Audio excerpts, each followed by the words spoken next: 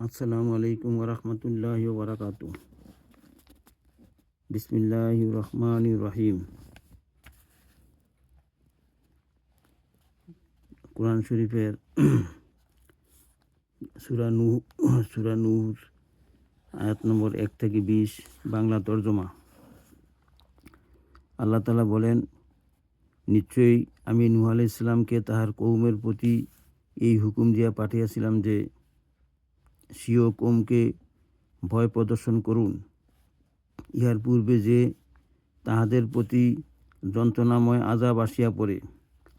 অতএব তিনি তাহার কওমকে বলিলেন, হে আমার কওম, আমি তোমাদিগকে স্পষ্টরূপে নসিহত করিতেছি যে, তোমরা আল্লাহ তাআলার ইবাদত করো এবং তাহাকে ভয় করিতে থাকো এবং আমার কথা মানো। এরূপ করিলে আল্লাহ তাআলা তোমাদের গুনাহসমূহ মাফ করিয়া দিবেন এবং মৃত্যুর নির্ধারিত সময় পর্যন্ত আযাবকে পিছিয়ে দিবেন। অর্থাৎ দুনিয়াতেও আযাব হইতে রক্ষা পাইবে, আর আখিরাতে আযাব না হওয়া তো সুস্পষ্ট।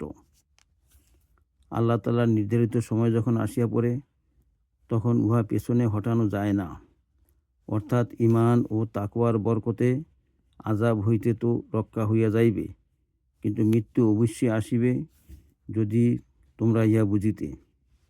যখন দীর্ঘদিন পর্যন্ত কওমের উপর এই সকল কথার কোনো আসর হইল না, তখন নূহ আলাইহিস সালাম দোয়া করিলেন, আমার রব, আমি আমার কওমকে রাত্র দিন দাওয়াত দিয়াছি, কিন্তু আমার দাওয়াতের দরুন তাহারা দিন হইতে আরও দূরে সরিয়া যাইতেছে।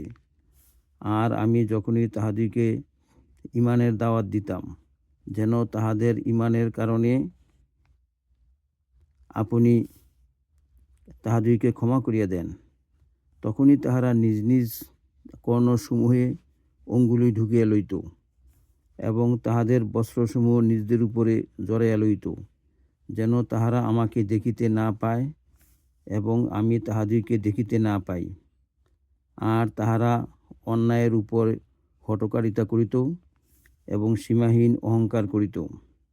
তারপর আমি তাহাদিকে বিভিন্ন উপায়ে নসিহত করিতে রহিয়াছি, সুতরাং আমি তাহাদিকে উচ্চস্বরে দাওয়াত দিয়াছি। অতঃপর আমি তাহাদিকে প্রকাশ্য বুঝাইয়াছি এবং গোপনেও বুঝাইয়াছি। অর্থাৎ তাহাদের হেদায়েতের যে কোনো উপায় হইতে পারে, কোনোটাই ছাড়ি নাই। প্রকাশ্যে জনসম্মুখে আমি তাহাদিকে দাওয়াত দিয়াছি, আবার বিশেষভাবে তাহাদের ঘরে ঘরে যাইয়াও প্রকাশ্যে বিস্তারিতভাবে বলিয়াছি এবং গোপনে চুপি চুপি তাহাদিকে লাভ ক্ষতি সম্পর্কে অবহিত করিয়াছি। আর এই বুঝাইতে যাইয়া আমি তাহাদিকে বলিয়াছি যে, তোমরা তোমাদের রবের নিকট ক্ষমা প্রার্থনা করো, নিঃসন্দেহে তিনি অতিশয় ক্ষমাশীল। এই ক্ষমা প্রার্থনার উপর তিনি তোমাদের উপর প্রচুর বৃষ্টি বর্ষণ করিবেন এবং তোমাদের মাল আওলাদে বরকত দান করিবেন এবং তোমাদের জন্য বাগানসমূহ লাগাইয়া দিবেন এবং তোমাদের জন্য নহরসমূহ প্রবাহিত করিয়া দিবেন। তোমাদের কি হইল যে তোমরা আল্লাহ তাআলার মহত্বের খেয়াল রাখিতেছ না, অথচ তিনি তোমাদেরকে বিভিন্ন ধাপে সৃষ্টি করিয়াছেন। তোমাদের কি জানা নাই যে আল্লাহ তাআলা 7 আসমানকে কিরূপে স্তরে স্তরে সৃষ্টি করিয়াছেন, আর সেই আসমানে চন্দ্রকে জ্যোতির্ময় বানিয়াছেন, আর সূর্যকে প্রদীপের ন্যায় আলোময় বানিয়াছেন। আর আল্লাহ তাআলা তোমাদেরকে জমিন হইতে এক বিশেষ পদ্ধতিতে সৃষ্টি করিয়াছেন। আবার তোমাদেরকে মৃত্যুর পর জমিনেই ফিরিয়া নিবেন এবং কিয়ামতে এই জমিন হইতে তোমাদেরকে বাহিরে আনয়ন করিবেন। আর আল্লাহ তাআলা এই জমিনকে তোমাদের জন্য বিছানা বানিয়েছেন, যেন তোমরা উহার প্রশস্ত পথসমূহে চলাফেরা করো। অর্থাৎ জমিনে চলাফেরা করিতে পথের কোনো বাধা নাই। সূরা নূহ আয়াত নম্বর 1 থেকে 20। বিসমিল্লাহির রহমানির রহিম। সূরা শুআরা আয়াত নম্বর 23 থেকে 28 বাংলা তর্জমা। আল্লাহ তাআলা বলেন, ফেরাউন বলিল, রাব্বুল আলামিন কি জিনিস? মূসা আলাইহিস সালাম বলিলেন, তিনি আসমানসমূহ ও জমিন এবং উহাদের মধ্যস্থ সমস্ত বস্তুর প্রতিপালক। যদি তোমাদের বিশ্বাস হয়, ফেরাউন তাহার আশেপাশে উপবিষ্ট লোকদেরকে বলিল, তোমরা কি শুনিতেছ কেমন নিরর্থক কথাবার্তা বলিতেছে?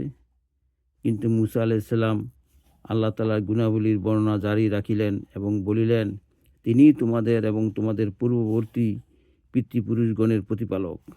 ফেরাউন নিজের লোকদেরকে বলিতে লাগিল, তোমাদের এই রাসূল যিনি তোমাদের নিকট প্রেরিত হইয়াছেন নিঃসন্দেহে পাগল।